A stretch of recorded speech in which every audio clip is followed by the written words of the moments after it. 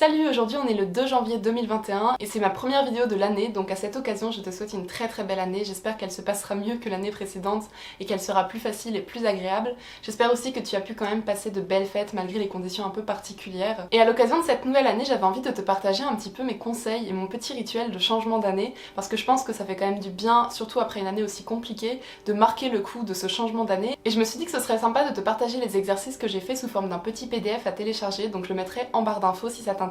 Comme ça tu pourras faire les exercices dont je vais te parler dans cette vidéo directement sur une fiche déjà préparée. Donc avant tout, ce que j'entends par rituel, c'est tout simplement une série de petites activités qui font du bien pour moi, au moral, qui font du bien à l'esprit et qui permettent de se recentrer, de vivre le moment un petit peu en pleine conscience.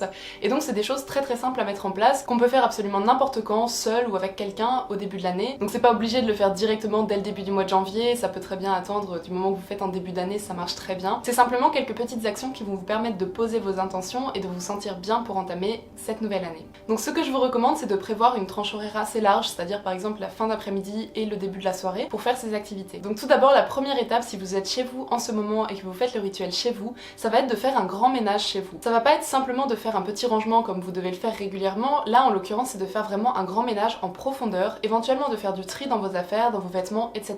Mais aussi d'aller ranger l'intérieur de vos placards, etc. Les choses qu'on ne voit pas forcément. Donc ce que je vous conseille de faire, c'est de prendre quelques heures pour faire vraiment le grand rangement, un peu de tri et un grand ménage pour que votre appartement ou votre maison soit en parfait état pour débuter l'année. Psychologiquement, ça fait énormément de bien.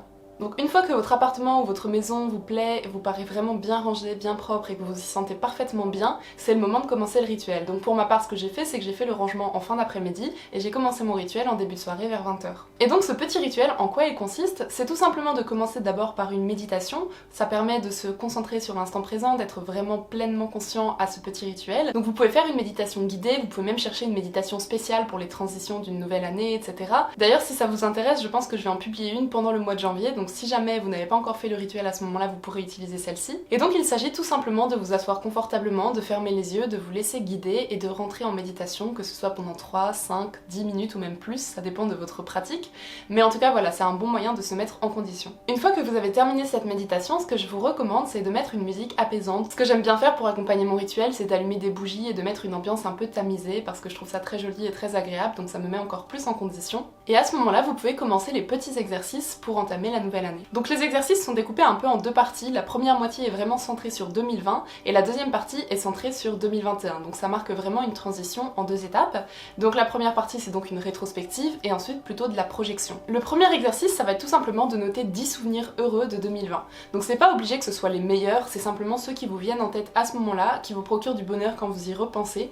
Ça permet tout simplement de se rappeler que même si 2020 a été une année globalement difficile, on a tous eu l'occasion de vivre des jolies choses, qu'elles soient petites, minimes ou vraiment de très grande joie. Peu importe que ce soit des tout petits bonheurs ou des très grands, notez-les comme ils viennent et ça vous permet de voir qu'il y a quand même eu du positif et qu'au travers de toutes les épreuves, il y a toujours des moments que l'on peut garder, des moments positifs et ça permet de se focaliser dessus pour ne pas garder une image trop négative de l'année 2020 et de se dire qu'il n'y avait rien de bon dans cette année parce que bien sûr c'est faux. Pour ma part, c'est un exercice que je pratique tous les ans et pas uniquement quand il y a une pandémie mondiale, tout simplement parce que au mois de décembre, c'est généralement le mois où je me sens le plus en dépression saisonnière, donc je termine toujours l'année dans un mood un peu négatif. Donc faire cet exercice en début d'année, ça me permet d'avoir une rétrospective positive et ça me permet de ne pas voir tout noir et donc d'être dans un meilleur état d'esprit pour entamer la nouvelle année. Le deuxième exercice, ça va être de noter ces 5 plus grandes réussites de l'année. Donc pour ma part, par exemple, ça a été d'oser conduire seule, de réussir mes études, etc. Donc ce sont plutôt des grandes réussites, mais ça peut être aussi des tout petits succès ou même tout simplement être heureux d'avoir réussi à tenir bon à travers cette année difficile. Ça peut être n'importe quoi, des toutes petites réussites ou des grands succès à l'échelle de votre vie.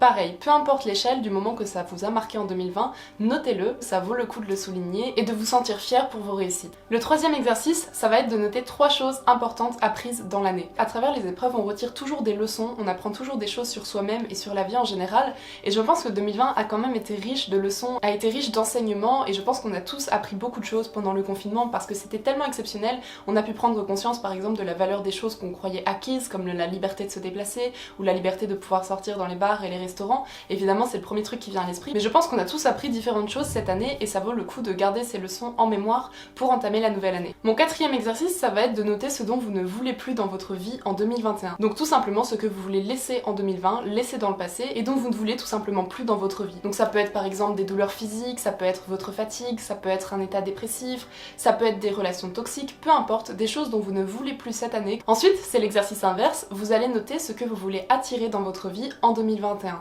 Donc vous allez noter vos intentions, vous allez noter ce que vous souhaitez, ça peut être le succès, ça peut être le bonheur, la santé, le fait de voir vos proches plus souvent, toutes sortes de choses, mais vous notez tout simplement vos intentions et les choses que vous souhaitez le plus. Là, c'est vraiment un nombre illimité, donc mettez-en autant que vous voulez. Ensuite, l'avant-dernier exercice, ça va être de noter 12 nouvelles habitudes à prendre en 2021. Pourquoi 12? Tout simplement parce que je vous recommande, plutôt que de prendre des bonnes résolutions début janvier et d'essayer de prendre plein de nouvelles habitudes en même temps, ce qui généralement ne marche pas, ça va être tout simplement de faire les habitudes une par une chaque mois. Donc ça veut pas dire que vous devez attendre décembre pour faire la dernière habitude, vous pouvez la commencer dès le début, mais en tout cas, vous vous focalisez sur une en priorité à chaque fois. C'est pour ça que je vous recommande d'en prendre 12. Par exemple, ça peut être un mois où vous vous focalisez sur la lecture, un mois où vous vous focalisez sur la méditation, un mois où vous vous focalisez sur le sport, etc.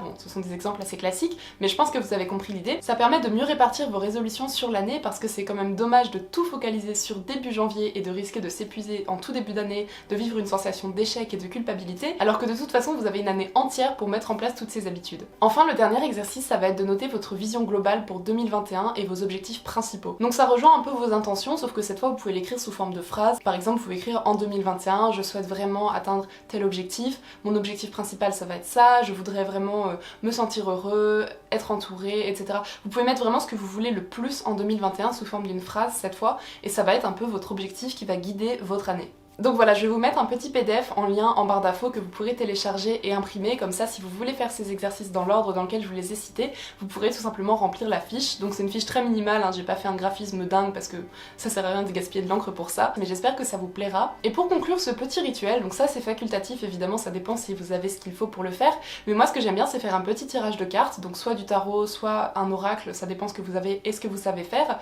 ou bien tout simplement regarder une vidéo sur YouTube d'un tirage 2021 selon votre signe. Si vous n'avez pas forcément de cartes, ça peut être une alternative.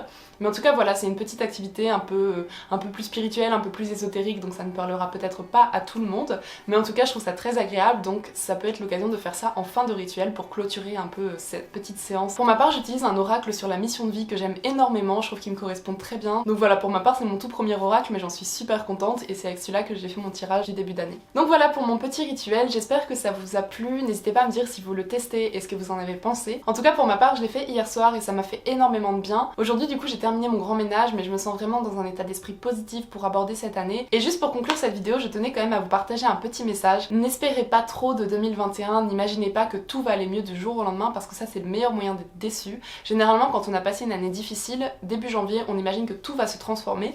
Parfois c'est vrai, mais parfois non, parfois on a encore quelques petites épreuves en début d'année. Et le problème c'est que quand on espère qu'il va y avoir un changement radical entre les deux années, on est plus facilement déçu et on a plus vite tendance à se décourager et à se dire oh non mais en fait ça va être une année nulle aussi, etc.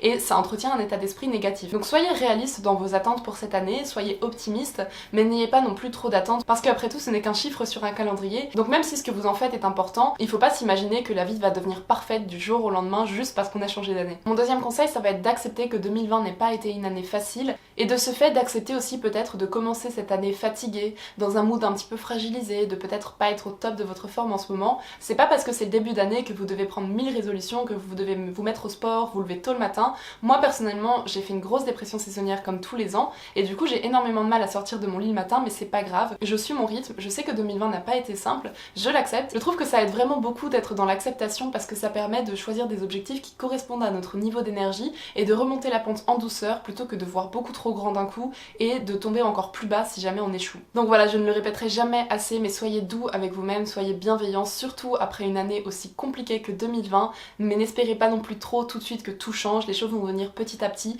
Mettez en place des actions qui vont vous faire du bien, prenez soin de vous, et voilà, c'est selon moi le plus important. Donc j'espère de tout cœur que cette année sera plus facile et qu'elle vous apportera beaucoup de bonheur et de succès dans vos projets. Donc sur ce, je vous souhaite à nouveau une très bonne année 2021 et je vous dis à bientôt.